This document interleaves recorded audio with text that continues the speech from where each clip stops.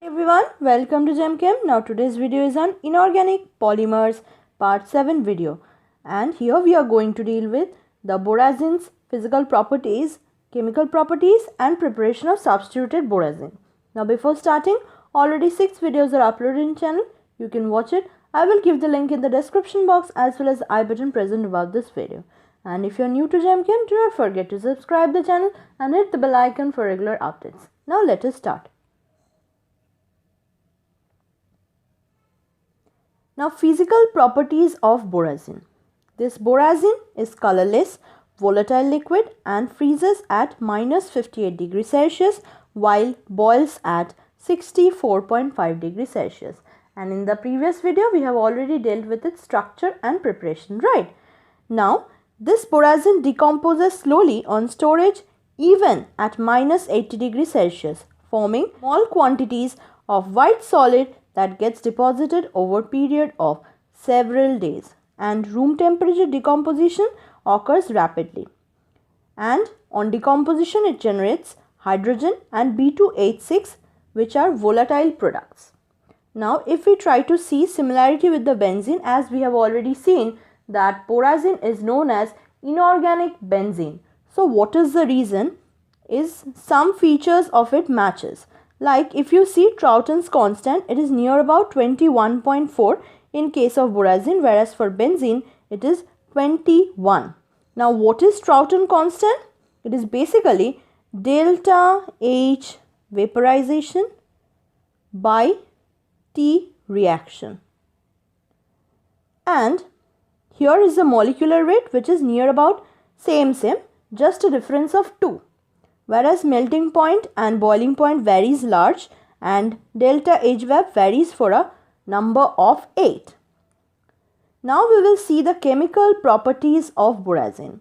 Now unlike benzene, where we see that addition reaction is very less, here borazine adds on to 3-HCl or HBr in cold condition without involvement of any kind of catalyst. The double bond between the boron and the nitrogen in borazine is not equally shared as in benzene, but is polarized towards more electronegative nitrogen center. And this part we have already discussed in structure portion, right? So from here what happens is that the HCl part, which is H plus part, goes to the electronegative part, that is nitrogen, and the electropositive part, that is boron, gets the electronegative part, that is Cl minus.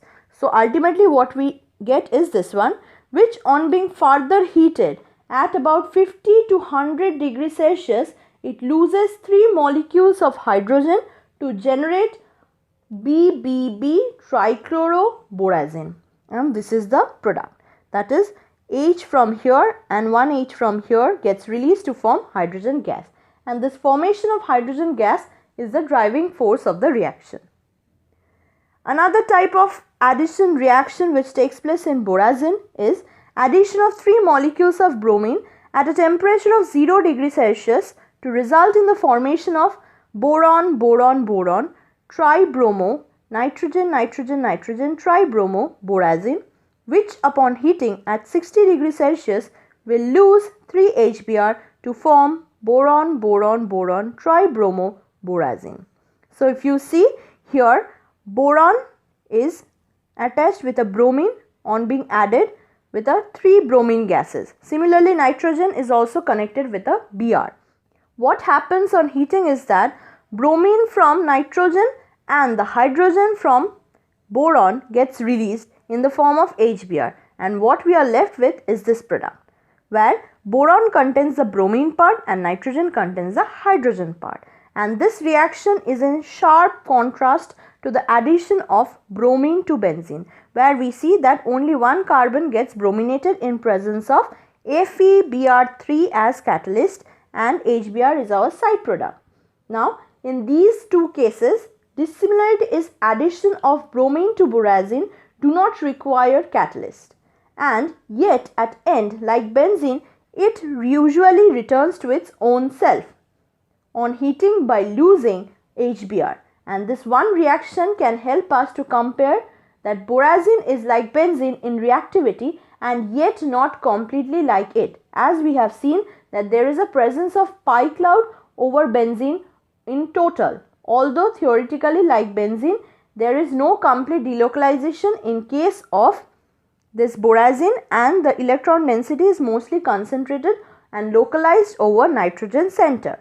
So here we can get a sharp contrast between benzene and inorganic benzene, that is borazine. Now in the next reaction we will learn about hydrolysis. Now borazine gets hydrolyzed slowly with water to produce H3PO3, ammonia and hydrogen. Hydrolysis becomes more favorable with increase in temperature. If you see here, then water gets added to boron, right? And one of the proton is being left out. That is, it is getting out of this particular thing. One of the proton is being released and one of the proton gets attached to this portion, that is in the nitrogen. As a result of which, what we get finally is that this product. This is the product. And when we add some more water, then what happens is there is a cleavage, and from here there is a cleavage. Also from here each bond gets cleaved and boron gets OH group from water. Similarly this side also it gets OH group, and the nitrogen gets a hydrogen as well as this nitrogen gets a hydrogen. Ultimately there is production of 3 HbOH whole 3 minus and 3 NH4 plus, which further dissociates to form 3 BOH whole 3 plus 3 ammonia plus 3 H2. And this BOH whole 3 can also be written as H3BO3. Now in the next part we are doing more controlled reaction, that is water is taken as limiting reagent and here 3 water molecules is allowed to react. Then same step for the first and second part, and at the last what we get is there is release of hydrogen from here and another hydrogen from boron. So 3 hydrogen gases gets released to produce boron, boron, boron trihydroxyborazine. This is boron, boron, boron trihydroxyborazine. In the next reaction we will see pyrolysis of borazine, that is when borazine is heated to 340 degrees Celsius, compounds having formula B6N6H10 and B5N5H8 is formed, and these products are actually corresponding to the boron nitrogen analogues of diphenyl and naphthalene respectively. And if you want to see the equivalent formula for B6N6H10, it will be C12H10. Similarly for B5N5H8, the equivalent formula is C10H8. See here, what happens is on reaction there is a formation of a bond between boron and nitrogen of 2 molecules, and this is a form which is analogous to diphenyl. Similarly, here is a formation where the 2 rings get fused to form a naphthalene type of ring which is analogous to the boron and nitrogen, right? So these are the 2 things which we need to understand while pyrolysis of borazine. Next part comes through the hydrogenation, which has no chemical utility. This hydrogenation of B3N3H6 initially leads to the formation of B3N3H12. However, this upon standing cause formation of different types of polymeric products of varied and indefinite composition, for which this reaction has no chemical utility. And the fifth one is the most important one, adduct formation or addition product of borazine with electron donating species. Because of a partial delocalization of pi electron density across boron nitrogen plane, this molecule shows a tendency for adduct formation, whereby following happens.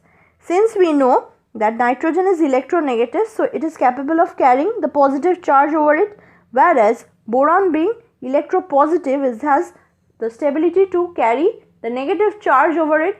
So as a result, we can write the structure as this. Similarly, the actual structure which we have already seen also looks like this, where nitrogen has a lone pair which gets donated to boron.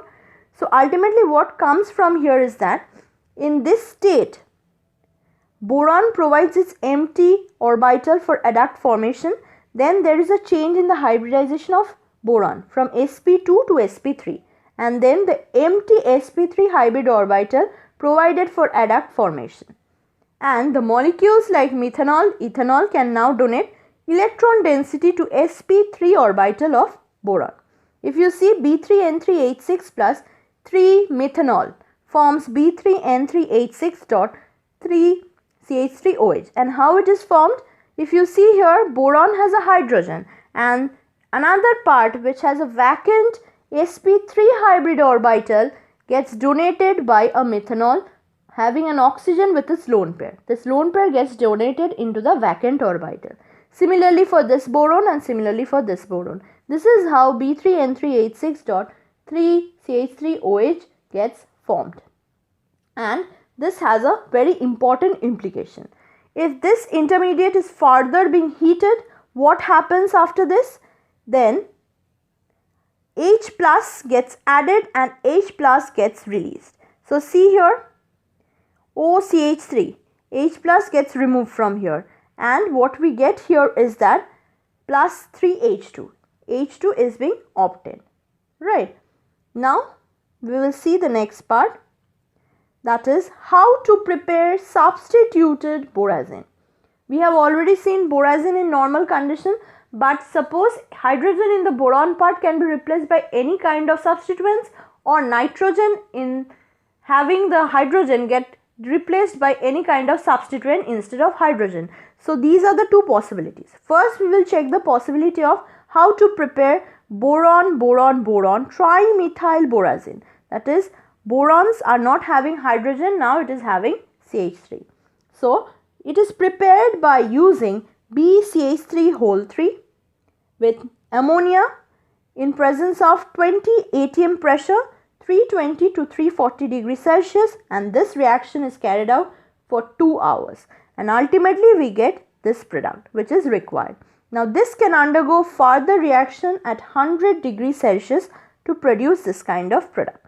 Now first remember this product, which is boron trimethyl borazine at room temperature exists as colorless crystals and has melting point of 31.8 degrees Celsius and boiling point 127 degrees Celsius respectively, and is sensitive to moisture but insoluble in water, soluble in organic solvents, and at 100 degrees Celsius what happens is that water replaces the NH group present in compound by oxygen atom. So if you can see, the NH group is replaced by O. This is due to the water, and there is a formation of boron trimethyl borooxime, and this reaction moves through an intermediate both where nitrogen and boron are sp3 hybridized, and using this empty sp3 hybrid orbital, each boron forms coordinate covalent bond with water, and subsequently it can form reactant or product. That is, it can get back to the reactant or form this product. But you have to remember that chances of forming pi bond with oxygen is much greater than nitrogen, which is why this reaction proceeds in the forward direction. So see here, there is a formation of coordinate covalent bond. As a result, the reaction can proceed very smoothly towards the forward reaction. Now the next part is that preparation of NNN trimethyl borazine. There is two methods to prepare it. First, it is obtained by heating a mixture of B2H6 and methylamine, that is NH2CH3, taking in appropriate proportions, and the temperature is kept at 180 to 200 degrees Celsius for 2 hours. And what we get is our NNN trimethyl borazine, and nitrogen has CH3 in it. Hydrogen is already replaced, right? Next method which helps to prepare this compound is that reduction of monomethyl ammonium chloride using lithium borohydride, and this lithium borohydride is very important. Just here a correction is that this one is not LiCl, this is actually lithium borohydride, LiBH4, 3 in number. And what we get is ultimately is this one, that is N trimethylborazine. In this case our side product is 12 hydrogen, whereas in this case the side product is 3 LiCl and 9 H2. Now this N trimethylborazine is colorless liquid having a melting point of minus 9 degrees Celsius and boiling point of 132 degrees Celsius, and it is stable up to 500 degrees Celsius. At 60 degrees Celsius, the hydrogen atoms linked with the boron can be replaced by OH group, and this happens when compound is made to react with water. And if you can see, these hydrogens are getting replaced by OH. An extremely facile reaction, as one of them, the product which is formed here is gas. What is the product formed here? From water we are getting hydrogen, and from BH bond we are getting hydrogen. So we are getting the release of hydrogen gas. So this reaction is very much favored. Right. So here ends the topic of borazine. In the next video we are going to deal with boron nitride, which is also an important topic in inorganic polymer. Hope this was helpful. Thank you for watching. Do not forget to like, share, subscribe and comment.